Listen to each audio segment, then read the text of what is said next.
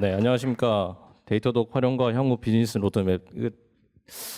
다소 진부한 제목이긴 한데 최대한 재밌게 해보려고 발표 내용은 준비해봤어요.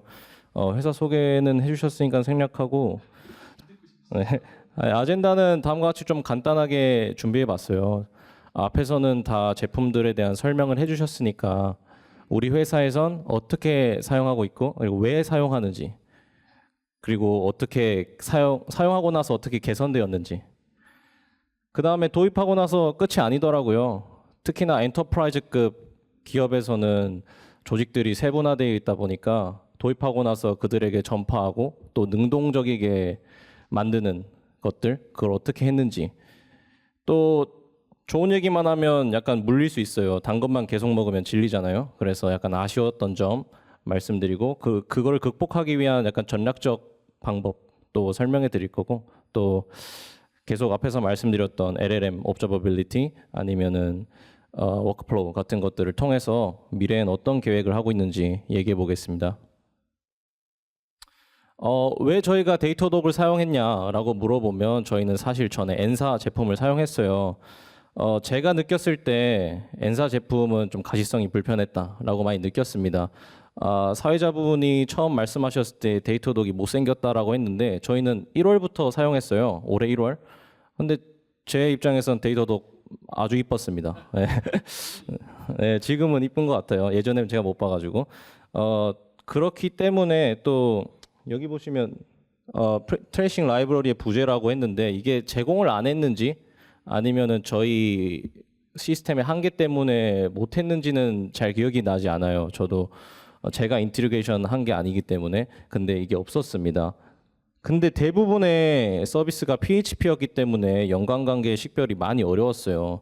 앞서 계속 말씀해 주셨던 트레이싱에 대한 중요성, 그게 빠져 있었던 거죠. 또 가장 중요한 거는 뉴렐릭 엔사 제품 사용할 때 유저 기반의 과금 정책을 사용했었다. 그래서 이게 조직이 크면 클수록 유저가 많아지잖아요. 개발자가 많아지고. 그렇다 보니까 좀 한계를 뒀었어요. 매니저급 분들에게만 계정을 나눠줬고, 그게 상당히 좀 가격이 나갔던 걸로 기억합니다. 그렇게 되니까 사실 트러블슈팅을 좀 능동적으로 하는 분들은 팀원 레벨이시잖아요. 그래서 약간 능동성의 한계가 있었다라고 좀 느껴졌어요. 그래서 데이터독을 선택하게 됐고, 왜 가시성이 향상되었고 연관관계 식별이 편의 됐는지는 뒤에서 더 설명할 건데, 여기서 말해주고 싶은 건 데이터독은 유세지 기반 과금 정책으로 계정 제한이 없었다는 점. 다들 약간 소프트웨어 업계에서 말하기는 데이터독은 비싸다라고 말씀하시는데 사실 저희는 데이터독 도입하고 모니터링 솔루션 비용이 20% 감소했습니다.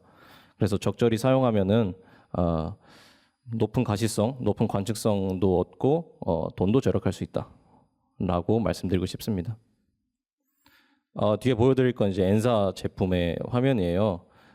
약간 에러 식별을 할 때 이렇게 매트릭 먼저 확인하고 에러 레이트 확인하는 부분이에요. 여기 뭐 트레이스 아니 이거 트랜잭션 수를 포트 호스트당 뭐 보는 건데 사실 저는 처음 왔을 때 이거 어떻게 보는지도 몰랐습니다. 그리고 이거는 에러가 익셉션이 어느 게 많이 떴는지 보여주는 건데 이건 자바라서 보여지는 거고, 말씀드렸듯이 PHP 서비스들은 트레이싱 라이브러리가 설치가 되어 있지 않아서 이것조차 없었어요. 그리고 마지막으로 엔사의 APM 화면인데 제가 불편하게 느꼈던 건 이 스팬 그래프가 드로우다운 형식이었거든요. 이게 상당히 좀 보기 불편했어요. 이 스팬이 지금은 2개밖에 없어서 그런데 여러 개로 되면은 좀 매우 불편했었습니다, 보기가. 그래서 데이터독 사랑합니다 라고 말씀드리고 싶습니다. 그래서 어떻게 개선되었냐, 몇 가지 준비해 봤는데 코드 변경 없이 간단하게 트레이싱 라이브러리를 주입할 수 있었어요. 저는 이게 가장 마음에 들었어요. 네. 못생겼지만 인기가 많았다라는 게 아마 이런 것 때문이 아니었을까 생각합니다. 그로 인해서 익셉션 캐치를 자동으로 해서 디버깅이 향상되었고, 또 알람을 활용해서 빠르게 전파할 수 있었고, 계속 앞에서 말씀드렸던 와치독 활용해서 기민하게 인식할 수 있었다. 이거는 뭐 자세히 말 안 할게요. 네. 그래서 간단히 그래프를 약간 다이어그램을 가져왔어요. 어떻게 라이브러리가 주입되는지. 다들 컨테이너 만들 때 도커 파일로 작성하시잖아요. 도커 파일에 이 데이터덕 셋업 php라는 거를 데이터독이 제공해줘요.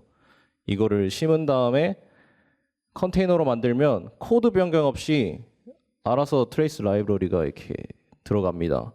그렇게 해서 컨테이너 레지스트리에 올린 다음에 이미 깔려있는 데모셋으로 깔려있는 데이터독 에이전트를 가지고 있는 워커 노드들과 이미 심어진 트레이스 라이브러리와 통신하면서 뭐 APM, 로그스 뭐 이런 것들 다 수집하게 되는 겁니다.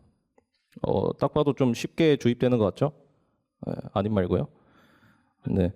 이거는 이제 가시성이 좀 향상되었다라는 걸 보여주기 위해서 지표를 가져왔어요. 딱 봐도 스팬 그래프가 플레임 그래프로 좀 이쁘게 한 번에 식별이 되고 어디서 어느 메소드에서 에러가 났는지 느낌표로 잘 보여주죠.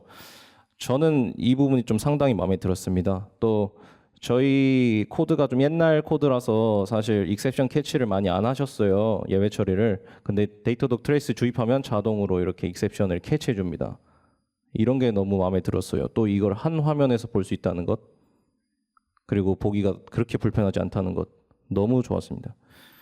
또 다른 지표는 좀 많은 서비스들에 걸쳐서 수행되는 로직을 가져와 봤어요. 가시성이 좋아졌다라는 거를 확실히 보여주기 위해서 좀 가져와 봤습니다. 이렇게 색깔별로 플레임 그래프 보여주면서 어느 서비스 겹쳐서 이렇게 이런 로직들이 막 일어난다라는 걸 보여주려고 가져왔습니다. 여기서 로그, 연관된 로그도 트레이스 이 아이디 심으면은 로그도 같이 보여줍니다. 이거는 이제 알람을 저희 슬랙에 직접 해가지고 받는 모습이에요. 워닝 임계치 설정했으면 워닝으로 뜨고 임계치 알러트 임계치 넘어가면은 빨간색으로 크리티컬하다고 띄워주는 부분입니다.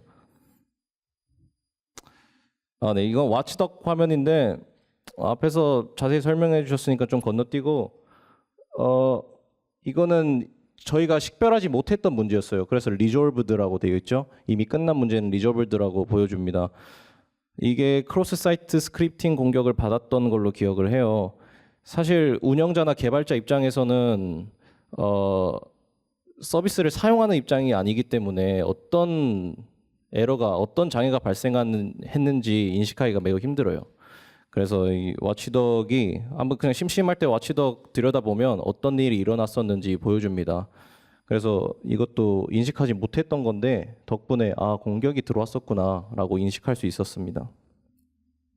또 이거는 갑자기 올라간 트래픽에 대해서 사실 뭐 그렇게 많이 올라가진 않았는데 평소보다 많은 트래픽으로 받아가지고 온고잉 상태로 지금 뭔가 이상하다라고 와치덕이 월월 짖고 있는 화면입니다.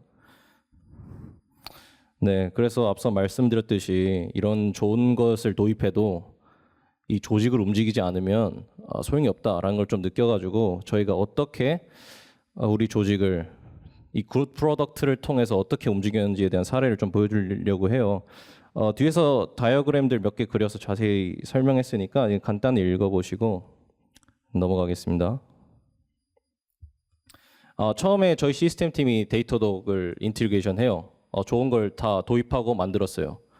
그리고 나서 이거 도입하고 나서 이제 알려줘야죠. 이제 개발팀 각 서비스를 담당하고 있는 개발팀들과 같이 회의를 하면서 어떤 대시보드 원하시는지 또 어떤 폴트 기준을 가지고 있는지 계속해서 회의를 하고 전파하고 만들어 드립니다. 그렇게 해서 우리 시스템 팀이 데이터독에 설정을 하죠. 근데 말씀드렸듯이 계정들이 다 하나씩 있으니까 이제 직접 참여가 가능하세요. 그리고 나서 서비스가 이게 스태틱하지 않잖아요. 계속 없어지는 것도 있고 새로 들어오는 피처도 있고 그렇기 때문에 더 추가하고 싶고 더 보고 싶은 것들이 있을 거란 말이에요. 이제 제가 템플릿을 미리 만들어 놨으니까 이제부터는 저희 이제 개발팀 통해서가 아닌 개발팀들이 스스로 능동적으로 할 수 있게 되는 상황이었습니다. 딱 보시면 이게 저희 팀이 만들어 놓은 저희 회사 개발팀들이 만들어 놓은 대시보드예요. 저는 사실 5개밖에 안 만들었거든요. 5개밖에 안 만들었는데 이제 개발팀들이 아주 능동적으로 이렇게 만들어 주셨습니다. 세 보면 10개가 넘어요. 제가 이걸 보고 좀 많이 뿌듯함을 느꼈습니다. 엔지니어는 약 뿌듯함으로 일하는 것 같아요. 이제 또 데이터독 도입 전후로 어떻게 능동적으로 바뀌었는지 간단한 다이얼로그 형식으로 상황을 가져와 봤어요. 이 이야기는 일단 허구의 상황이라고 말씀드립니다. 개발자분들이 이렇게 말씀해요. 디버깅이 힘들어요. 좀 도와주실 수 있나요? 그러면 이제 데브옵스 엔지니어는 이렇게 말합니다. 뭐 예외 처리로 익셉션 캐치랑 로고를 찍어주세요. 그럼 뭐라고 말할까요? 다들 좀 짐작할 것 같은데 이렇게 말합니다. 아, 바빠서. 아, 좀 나중에. 저도 개발해본 입장으로서 사실 공감이 돼요. 일이 많이 들어오기 때문에. 그래서 뭐 이러면서 넘어갑니다. 근데 데이터독이 도입되고 나서 개발자분들이 오히려 나서서 데이터독 APM 보이는데 잘 보이는데 트레이스 관련된 로그도 보고 싶어요. 그러면 제가 아니라 이제 데브옵스 엔지니어는 뭐라고 말할까요? 똑같이 말합니다. 예외 처리로 익스셉션 캐치랑 로고 찍어주세요. 그러면 이번엔 개발자분들이 감사합니다라고 능동적으로 나서주세요. 그럼 저는 생각이 드는 거죠. 이게 뭔 상황이지? 나는 이전과 똑같이 대답했는데 이제 제가 생각하기론 개발자분들도 직접 보여지니까 변하는 게 보이고 바뀌는 게 보이고 할 수 있겠다라는 게 느껴지니까 더 능동적으로 참여하시는 것 같아요. 그래서 데이터독이 정말 좋다라고 생각합니다. 그리고 이 이야기는 허구의 인물과 상상을 기반으로 한 이야기임을 다시 한번 강조드립니다. 저희 회사 개발자분들은 아주 잘하세요. 네, 그렇습니다. 넘어가겠습니다. 이제 말씀드렸듯이 아쉬운 점도 좀 말씀드리려고 해요. 제가 느꼈던 아쉬운 점은 그 유세지 기반 과금 정책이 좋을 수도 있지만 약간 아쉬울 수도 있어요. 그래서 노드당 특히 쿠버네티스로 운영하고 있다면 노드당 에이전트랑 APM 과금 방식이 좀 아쉽다. 왜냐면은 제가 생각하기에 클라우드 네이티브가 추구하는 방향은 작은 노드로 기민하게 여러 개를 늘렸다 줄였다 한다고 생각을 합니다. 근데 그렇게 하면은 그 작은 노드 여러 개의 APM이 다 잡혀서 오히려 운영비보다 모니터링 솔루션에 대한 과금이 더 늘어나게 되는 아쉬운 상황이 생겨요. 그렇다 보니까 단위 노드 사이즈가 좀 커지게 되고 예를 들면 저희가 100짜리 노드 사이즈를 가지고 있고 100을 다 쓰고 있다가 1이 늘어나면 101을 사용하게 되잖아요. 그럼 100짜리 노드가 하나 더 뜨게 되고 99가 약간 낭비가 되는 상황이 있을 수가 있어요. 그렇게 되면 모니터링 솔루션 돈은 아꼈지만 운영비는 좀 낭비되는 적절히 약간 조절해야 되는 문제가 있습니다. 그래서 이런 것들은 전략적으로 활용할 수 있다라고 말씀드리고 싶어요. 그러한 팁을 드리고 싶고 데이터독 분들이 말씀 주시기는 이제 한 달에 7.2시간, 30일 중 가장 많이 사용된 1%는 이 과금이 되지 않습니다. 이거를 활용해서 어떻게 전략적으로 할지 뒤에 다이어그램 보면서 말씀드리겠습니다. 저희 회사에서 이벤트를 진짜 많이 해요. 특히나 이분 써니라는 분이신데 저희 회사에서 가장 잘 나가는 강사님, 초상권 때문에 가렸습니다. 네. 이렇게 예측이 가능한 시간에 항상 공지를 해요. 그리고 나서 이렇게 첨부 나눠준다 하면 한 5분, 10분 그 사이에 10만 건 이상이 들어와요. 아주 막 많이 치죠. 근데 실제 서비스 에버리지는 초당 7? 이 정도밖에 안 나는데 갑자기 10분에 10만 들어오면 놀라죠. 네. 그렇게 해서 저희는 어떻게 활용을 했나. 그러니까 예시를 보여드리는 거예요. 이거는 이렇게 노드 하나가 있다고 치면 에이전트가 깔려 있는 노드 하나가 있다고 치면 트래픽이 갑자기 몰려요. 그러면 늘어나겠죠? 근데 이렇게 늘어나면 원래 하나로 잡혀야 되는데 잠깐 썼는데도 8개가 다 잡혀버려서 돈이 많이 나게 되는 상황입니다.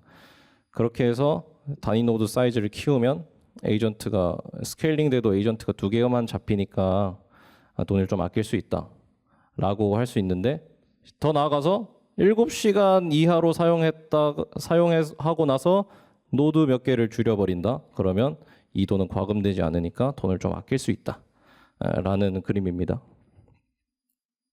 다음은 이제 저희가 그런 것들을 이 아쉬운 점을 극복하기 위해서 어떻게 전략적인 활용하는지 보여드릴 거예요. 저희는 예약 스케일링 활용하는데 예약 스케일링이 어떻게 되는지에 대한 다이어그램입니다. 이런 저기 큰 네모가 클러스터고 작은 네모가 노드고 저 보라색 작은 정사각형이 에이전트입니다.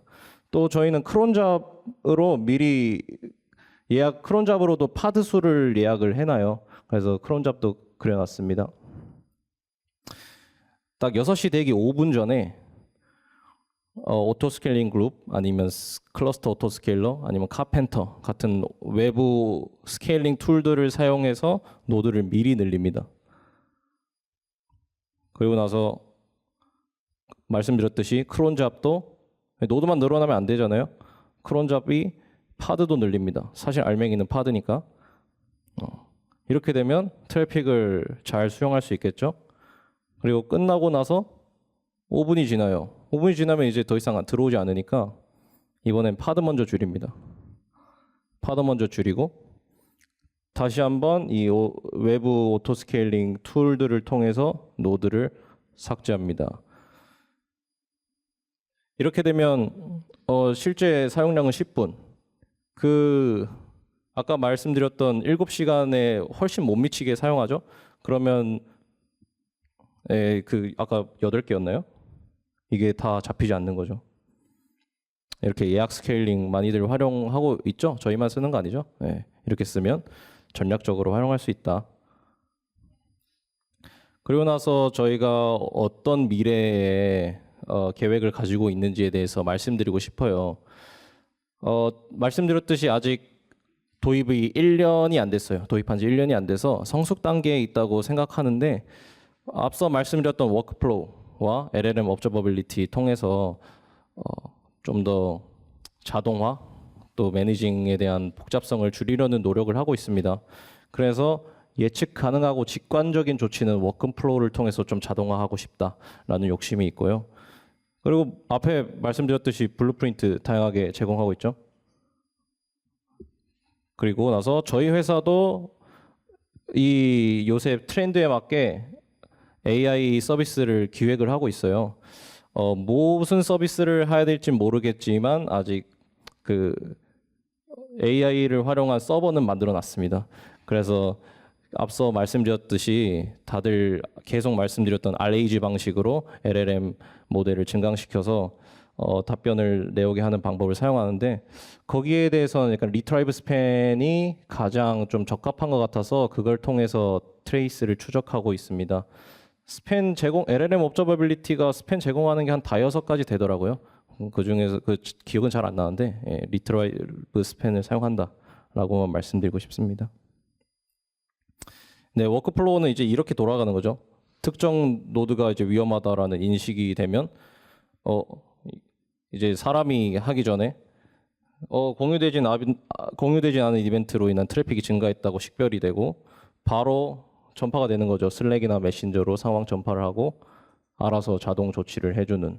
이거는 뭐 훅 커맨드, 쉘 스크립트, 람다 아니면 큐에 보내도 되고 아무거나 다 할 수 있습니다. 그래서 이거를 한번 해보려고 도입 중입니다.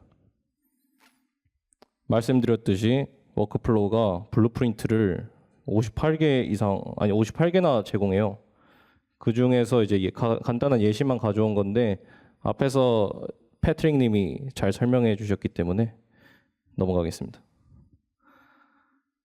네, 이것도 앞에서 다들 설명해 주셨는데 리트라이브 스팬으로 에러 캐치한 부분이에요. 아웃풋 데이터라는 키워드가 이런 거 없는데 왜 이런 거 넣었냐라고 에러 캐치된 부분이고 이제 저에 대한 데이터를 미리 학습시킨 다음에 저는 김영훈입니다 하면 저에 대한 정보를 내뱉어 주고 또 중요한 거는 리트라이브 스팬이 좋은 게 스코어를 매길 수 있어요. 스코어를.